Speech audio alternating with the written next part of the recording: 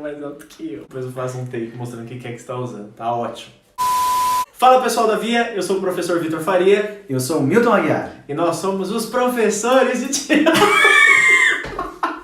Não vai dar certo. Fala pessoal da Via, eu sou o professor Vitor Faria. Eu sou o professor Milton Aguiar. Mais uma semana de luta, de glórias e de muita batalha. De muitas vitórias também. Essa semana a gente preparou algo um pouquinho diferente, por isso nós estamos juntos. Eu tinha 100.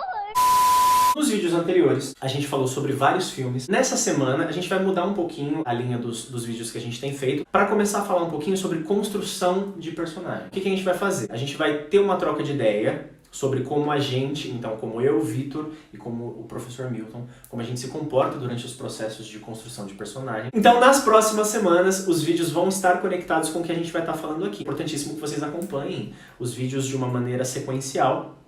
Álcool gel à vontade, né?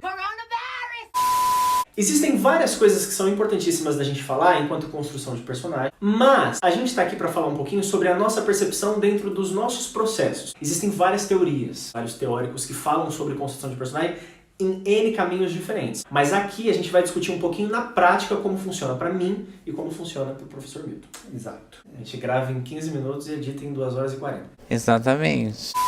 A gente vai trocar um pouco as nossas percepções sobre construção de personagem, o que a gente entende sobre isso e como na prática a gente brinca com as ferramentas todas que a gente tem para construir algum personagem. Qual é, para você, na sua percepção enquanto artista, enquanto ator, qual é a sua maior dificuldade no momento em que você recebe um novo personagem e como você entende ele diferente de como o Milton entenderia? Qual que é a sua grande dificuldade nisso? A primeira coisa que eu sinto quando eu recebo um personagem é você entender quem é esse personagem, quem ele é, entender de onde ele está e para onde ele vai. Normalmente, quando o personagem chega pra gente, ele tem um desenho próprio do autor, do dramaturgo, do diretor.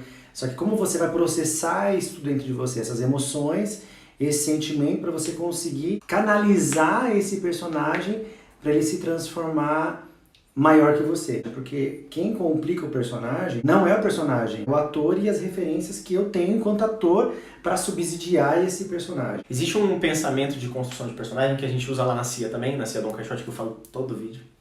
Que é, não existe personagem pequeno, existe o tamanho que você, enquanto ator, dá para aquele personagem. Teoricamente, parece muito complexo, mas quando você entende na prática como utilizar isso, acaba ficando muito orgânico em você. Como funciona isso? Nós, enquanto seres humanos, então enquanto ator, enquanto diretor do espetáculo, enfim, enquanto seres humanos, nós temos uma pequena limitação de mundo e de vida a partir da nossa vivência, da nossa maturidade naquele momento. Agora, o personagem, ele é muito mais infinito do que isso. Mesmo que eu, com 25 anos, faça um personagem de um menino de 8. As possibilidades de construção desse menino de 8 anos são muito maiores do que a do Vitor, ator de 25. O nosso diretor lá na CIA diz exatamente isso. É equivocado da nossa parte, enquanto ator, tentar limitar a nossa vivência, a nossa maturidade dentro da história do personagem. A nossa história perto da história do personagem é algo muito pequeno. Então o processo é sempre inverso. É colocar a história daquele personagem, o que o autor te proporciona, ou em um processo criativo, quando você está desenvolvendo junto com um grupo aquele espetáculo, isso é ainda mais amplo, porque aí as possibilidades são infinitas, e sempre são, acho que essa é a grande graça de ser ator. Você é o bichão mesmo, hein, doido?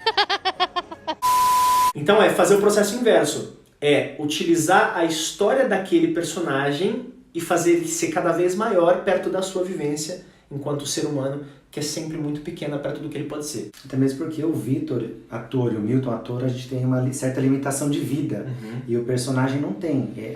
Como as possibilidades são infinitas, você pode criar e descriar à medida que você vai construindo esse personagem. Por isso que a nossa vida real não é limitada. Do personagem não, você coloca e tira o que você acha que cabe ou não dentro da proposta que é lhe dada enquanto direção ou criação coletiva, enfim. Outra coisa que é muito legal enquanto construção de personagem é, por exemplo, suponhamos que em um determinado espetáculo eu faça um cara mais velho do que eu, ou mais novo, tanto faz, que matou a sua própria mãe. Eu não matei a minha mãe. E aí, não necessariamente eu preciso vivenciar, eu enquanto Vitor, aquela situação verdadeiramente, para que eu entenda as razões e os motivos e os objetivos daquele personagem. Para isso, a gente utiliza um método chamado utilização consciente da imaginação. Então, a partir do processo imaginário do ser humano, é algo racional, eu consigo entender os valores, entender as razões daquele personagem e a partir daí pensar como ele. Ou seja, eu não matei a minha mãe, mas eu faço a pergunta da suposição. A gente sempre fala isso em aula, quando a gente apresenta cenas de improviso. Eu não matei a minha mãe, mas e se eu, Vitor, estivesse nessa situação? E se eu, Vitor, tivesse cometido isso? Porque aí você, com a pergunta da suposição, automaticamente você se coloca naquela situação verdadeiramente. Dentro do exemplo que o Vitor deu, da imaginação profunda, a gente trabalha, além da imaginação, a gente trabalha a fisicalização da coisa. E você consegue compreender, na verdade, qual seria a sua ação a partir do seu projeto da sua imaginação. O que a sua imaginação criou, fisicaliza aquilo, você visualiza aquilo, você dá forma, você dá cor, você dá tato, você dá cheiro, enriquece o máximo possível aquela situação para que você possa então trazer isso para o seu corpo. Até porque é aquilo que a gente sempre fala nas aulas, que o corpo tem memória. Então, se você faz um processo de construção de personagem através do uso consciente da imaginação, sem utilizar o corpo em função daquilo, vira uma meditação. Por exemplo, construir um antecedente. Antecedentes são momentos, histórias que compõem a bagagem daquele personagem, ou seja, constroem a composição de quem ele é. Por exemplo, suponhamos que você, que está assistindo, tem 16 anos, faz aula com a gente, tá no ensino médio, tá passando uma barra difícil na escola, ou encontrou o grande amor da sua vida. Todos esses fatos compõem quem você é hoje. Automaticamente, tudo que você viveu interfere ativamente em quem você é, em como você se porta, em como você se relaciona com as pessoas. Na composição do personagem é exatamente a mesma coisa. Por isso que a gente sempre pensa que o personagem não nasce e morre dentro de um espetáculo. O tamanho daquele personagem compete a cada um dos artistas que trabalham com ele. Se eu preciso construir um antecedente, ou seja, eu preciso construir bagagem para aquele personagem, para que ele tenha uma composição mais sólida, eu preciso colocar o meu corpo em função. E o trabalho da imaginação é muito aliado com o registro de memória do corpo. Às vezes a gente fica ouvindo assim, né, o que a gente mesmo está falando, e para nós é tudo muito claro. E aí você tá em casa e fala assim, nossa, o que eles estão falando de usar imaginação para construir história? E parece complexo. Para que a gente quebre essa ideia de complexidade, imagine uma grande brincadeira de criança. O uso consciente da imaginação nada mais é do que uma grande brincadeira de criança. Na construção do personagem, isso caminha muito alinhado. Existem questões técnicas que contribuem demais para a construção de um personagem, como entendimento de texto, ter uma boa leitura, ter o hábito da leitura. Referências. Ter boas referências é sempre fundamental. A gente sempre diz que a diferença entre o louco e o artista é que o louco voa, né? Ele vai embora. O artista ele voa na mesma altura e na mesma intensidade, mas ele tem o pé no chão. Isso é encantador. A possibilidade de levar histórias para as famílias, histórias para as pessoas e movimentá-las de alguma maneira. Eu acho que a grande função do teatro é exatamente essa, é estabelecer diálogo. Nossa, a pergunta foi muito difícil, eu achei. Depois eu corto, mas foi ótimo. Quando a gente fala de máscara, isso pode ter muitos entendimentos. Existem várias frentes enquanto você fala de máscara teatral. O que nós estamos dizendo aqui sobre máscara é qual é o desenho que aquele personagem seu compõe. Se eu pego qualquer uma característica que não diz respeito à minha história enquanto ator, como que eu faço para construir algo que não seja estereótipo? Daí a grande dificuldade, na minha percepção, de construir um bom personagem. A gente vai falar um pouquinho sobre um filme que eu acredito que alguns de vocês já tenham assistido em aula. O Alto da Compadecida. Por que foi que Vossa Reverendíssima me chamou de safado? Um personagem encantador numa comédia sobrenatural. Olha como fala comigo que eu te mato. Me mata como, se eu já morri? O Alto da Compadecida foi um filme que foi produzido no ano de 2000, sob direção de Guel Arraes. Todo mundo conhece a história do Chicó e João Grilo. São dois nordestinos que eles acabam criando várias situações e várias aventuras para a sobrevivência. Isso já é uma das características do Suassuna.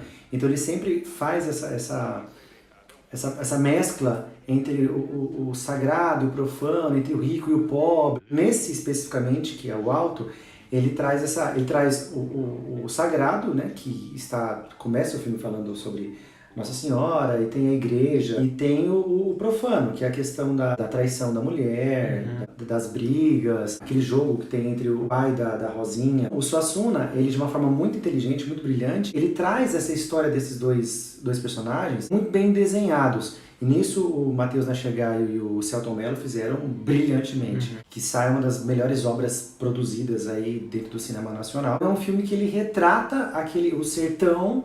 Ele tá situado na cidade de Taperoá, né? Então ele retrata esse sertão, ele traz essa desmazela da vida, fazendo com que esses dois personagens possam driblar a vida para sobreviver. Pensando em Máscara, os atores, o elenco foi tão bem escolhido que os atores eles entregam no ponto, não é menos e nem é mais. É exatamente no ponto aquilo que o espectador espera retratar aqueles personagens naquele momento. A embocadura dos personagens, a forma com que eles falam, o corpo, é uma obra-prima do cinema nacional. Falar de Máscara e não falar de Autocompadecida é muito complicado, porque os caras eles trazem uma naturalidade com todos os arquétipos possíveis, e aí você compra o jogo. Em cima disso que o professor falou, a diferença entre construção de personagem e só a utilização da máscara mora exatamente aí. E é um filme excelente pra gente entender esse exemplo, porque todos os personagens são extremamente caracterizados. Tem o padre, tem a mocinha,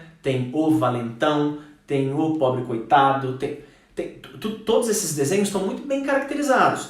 Agora, nenhum deles se limita especificamente nessa característica.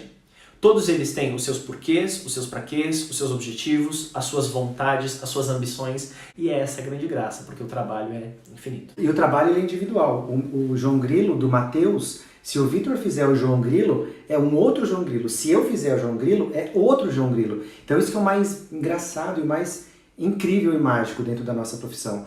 Porque cada personagem tem o desenho a partir das referências que o ator tem. É claro que isso é o nosso prisma dentro das nossas realidades enquanto artista, mas o que a gente quer é começar a pincelar um pouquinho dessas ideias para que vocês percebam as obras que vocês estão assistindo, não só o que a gente está recomendando aqui, mas a sua série favorita, o filme que você gosta, o filme que sua mãe gosta, perceber os trabalhos de composição a partir de cada ator. Agora, vem a parte boa. O que é mais legal da gente observar? Na prática, né? Eu e o professor Milton preparamos uma coisa um pouquinho diferente dos vídeos todos que vocês têm acompanhado até então, para que vocês entendam e possam observar na prática um pouquinho de tudo isso que a gente conversou até agora. Então, semana que vem tem vídeo novo, acompanhem o canal da Via Cultural para que vocês entendam um pouco de tudo isso que a gente falou sobre construção de personagens, certo? Eu acredito que vocês vão gostar muito. Na semana que vem tem surpresa para vocês, espero que curtam bastante. Aproveitem essa semana, acompanhem o canal da Via, participem de todas as atividades que a gente está propondo. Tem live nova agora, né? Tem live, tem um montão de coisa bem bacana que o pessoal da Via Cultural está produzindo para vocês. Acompanhem a gente e na semana que vem tem mais aula para vocês. Certo, Milt? Certíssimo. Muito obrigado, gente. Boa semana para vocês. Cuidem-se, a quarentena não acabou. Então, protejam a cabeça de vocês, cuidem do corpo. E semana que vem a gente tá junto. Beleza? Tchau, gente. Boa semana. Gente. Até semana que vem.